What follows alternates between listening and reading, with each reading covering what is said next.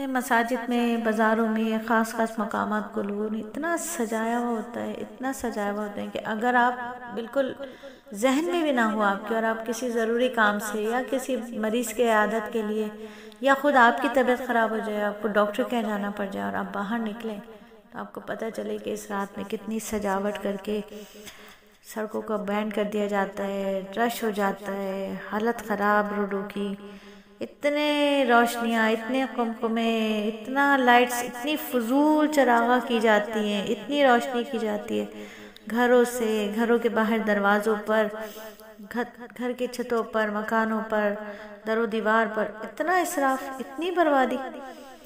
اللہ تعالیٰ نے قرآن میں فرمایا نا کہ یہ جو بے شک فضول خرچی کرنے والے شیطان کے بھائی ہیں۔ پھر ایک جگہ اور اللہ تعالیٰ نے فرمایا قرآن میں، اور اسراف نہ کرو، کیونکہ بلا شبہ اللہ تعالیٰ اسراف کرنے والوں کو دوست نہیں رکھتا۔ اسراف کرنا کیا ہے؟ گناہ کبیرہ ہے، گناہ کبیرہ ہے۔ یہ چراغا اسلامی شعار نہیں ہے، بلکہ ہندوستان کے مشرق اور ہندوؤں کی دیوالی کی نقل ہے، اور سخت حرام ہے۔ یہ جو کل رات ہوا ہوگا یہ سخت حرام کام ہے، ہندوستان کے ہندوؤں کی دیوالی کی نقل ہے۔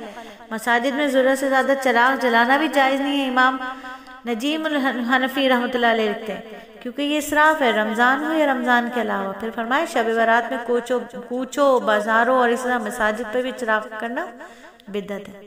پھر آتش بازی کرنا، اتنی آتش بازی، لذت، ایک بے لذت گناہ ہے نا، ایسا بے لذت گناہ۔ دنیا کی تباہیاں بھی اسی آتش بازی سے ہو جاتی ہیں۔ ہر سال سنتے ہیں کہ فلاں جگہ آگ لگ گئی، فلاں جگہ بچے مر گئے، فلاں جگہ یہ ہو گیا، وہ ہو گیا۔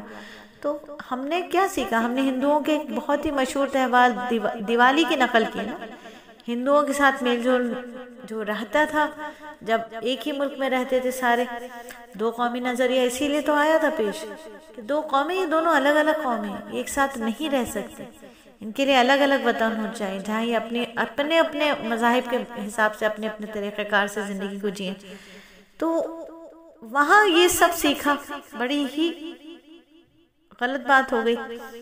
بجائے اس کے کہ وہ ہم سے کچھ سیکھتے، ہم نے ان سے سیکھ لیا، ہم نے ان سے ان کی اتنی خراب باتیں سیکھ لی، انہوں نے ہم سے ہماری اچھی باتیں نہیں سیکھی۔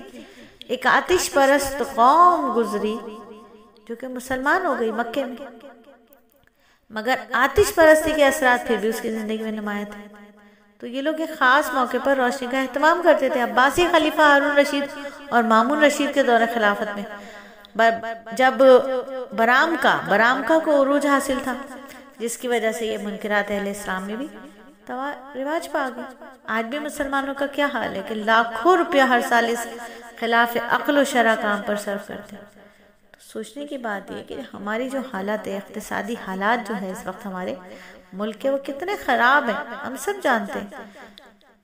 تو اتنا روپیہ پیسہ فضول کاموں پر، بیہودہ رسومات پر ضائع کرنا، تو اس کی قومی زندگی میں کیا توقع کی جا سکتی ہے؟ ہر سال اس رات میں ایک افلاس زدہ قوم، ہم افلاس زدہ قوم ہیں، ہم پریشان حال ملک ہیں کہ ہمارے بڑے ہیں، ہمارے جو وزراء ہیں، ہمارے جو صدر ہیں، وہ دوسرے ملکوں سے قرضہ مانگ رہے ہیں، تو ہم افلاس زدہ قوم ہیں۔ لاکھوں روپے آتش بازی پر، انار پٹاخوں پر خرچ کر دیتے، اپنی محنت کی کمائی نزد آتش کرتے، اور یہ سمجھ رہے ہیں کہ بڑی برکتیں مل جائیں گی، بڑی رحمتیں مل جائیں گی اس رات کی ہمیں۔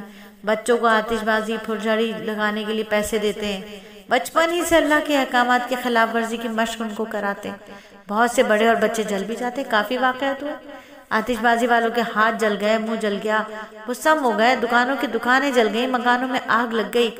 مگر اپنے آپ کو ہلاکت میں ڈالنے والی بات ہے نا، یعنی قرآن میں واضح لکھا آیا کہ مت ڈالو اپنی جانوں کو ہلاکت میں، اور مال کو ضائع کرنے کی خرابی بھی اس میں لازم آئی، سخت اجتناب ضروری۔ عجیب بات ہے، آسمان سے رحمتوں کا نزول ہوتا ہے اور نیچے رحمتوں کا مقابلہ آتش بازی اور فضول خرچی اور طرح طرح کے گناہوں کے ذریعے کیا جاتا ہے۔ اللہ کا ارشاد ہے نا کہ ہے کوئی جو مجھ سے مانگے، اور یہاں مانگنے کے بجائے کیا ہو رہا ہے؟ فسق و فجور اور کھیل کود میں وقت اور مال دونوں برباد کیے جا رہے ہیں۔